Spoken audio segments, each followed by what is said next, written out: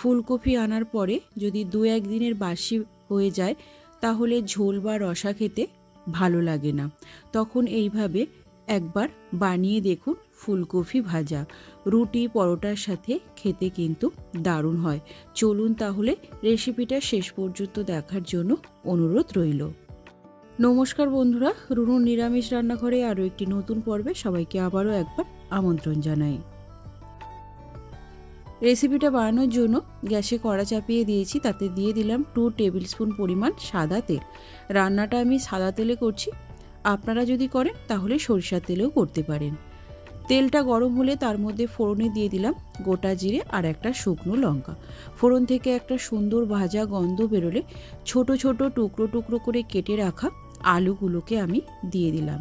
এর মধ্যে দিয়ে দেবো পরিমাণ মতো লবণ আর দেবো হলুদ। লবণ হলুদের সাথে আলুগুলোকে খুব ভালোভাবে মিশিয়ে নেব। রান্নাটা একদম মিডিয়াম টু লো আছে সময় নিয়ে ধৈর্য ধরে করতে হবে, তাহলে কিন্তু খেতে বেশ ভালো লাগে। আলুর সাথে লবণ হলুদটাকে খুব ভালোভাবে মিশিয়ে নিয়েছি। এবার আমি একদম মিডিয়াম টু লো আঁচে ঢাকা চাপা দিয়ে আলুটাকে একটু লালচে করে ভেজে নেব। 3-4 মিনিটের জন্য আলুটাকে আমি ঢেকে দিলাম। 3-4 মিনিট পর ঢাকনা খুলে আলুটাকে খুব ভালোভাবে একবার নাড়িয়ে নেব, না হলে কিন্তু নিচে লেগে যাওয়ার সম্ভাবনা থাকতে পারে।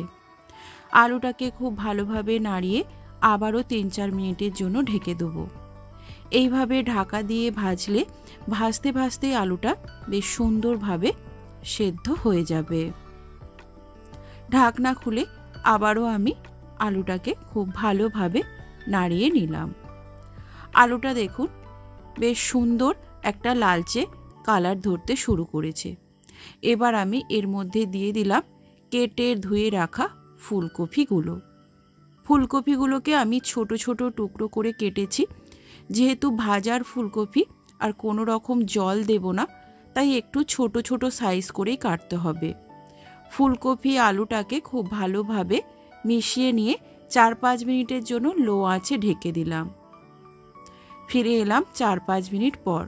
ঢাকনা খুলে আবারও সব কিছুকে খুব ভালোভাবে নাড়িয়ে আবারও আমি কিছুক্ষণের জন্য ঢেকে দেব। এইভাবে 3-4 বার আমি ঢাকনা দিয়ে ঢাকনা খুলে ফুলকপি আর আলুটাকে খুব ভালোভাবে ভেজে নেব। গ্যাসের আঁচ কিন্তু একদম লোতেই রাখতে হবে। ফুলকপি ভাজার সময় লো আঁচেই ফুলকপিটা ভাজতে হবে, যেহেতু কোনো জল পড়বে না। এই আঁচেই এইভাবেই ফুলকপিটা সেদ্ধ হবে, তাই লো আঁচে ফুলকপিটা ভাজতে হবে, না হলে কিন্তু নিচ থেকে পুড়ে যাবে, ফুলকপি সেদ্ধ হবে না।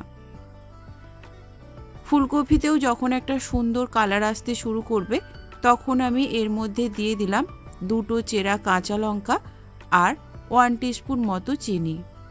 এই রেসিপিটা একটু মিষ্টি মিষ্টি খেতে ভালো লাগে, তাই 1 টিস্পুন মতো চিনি দিলাম। সব কিছুকে খুব ভালোভাবে মিশিয়ে আবারও আমি এটাকে ঢেকে দেবো।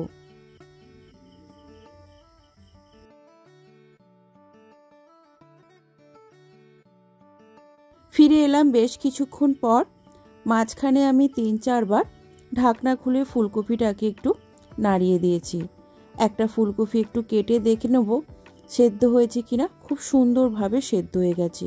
কোনো ফুলকপি গলে যাবে না, কিন্তু সুন্দরভাবে সেদ্ধ হয়ে যাবে। এই সময় পর্যন্ত আপনাদের রান্নাটা করে নিতে হবে। গ্যাসের আঁচ যদি একদম লোতে থাকে তাহলে ফুলকপি কিন্তু সুন্দরভাবে ভাজা হয়ে যাবে। একদম নামানোর আগে আমি অল্প একটু লাল লঙ্কার গুঁড়ো ছড়িয়ে দিলাম, তাহলে সুন্দর একটা কালার আসবে আর একটু ঝালও হবে।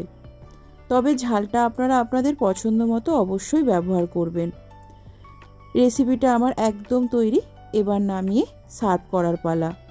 গরম গরম রুটি বা পরোটার সাথে এই শীতে একবার হলো এইভাবে ফুলকপি ভাজা বানিয়ে দেখুন, খেতে কিন্তু দারুণ লাগে।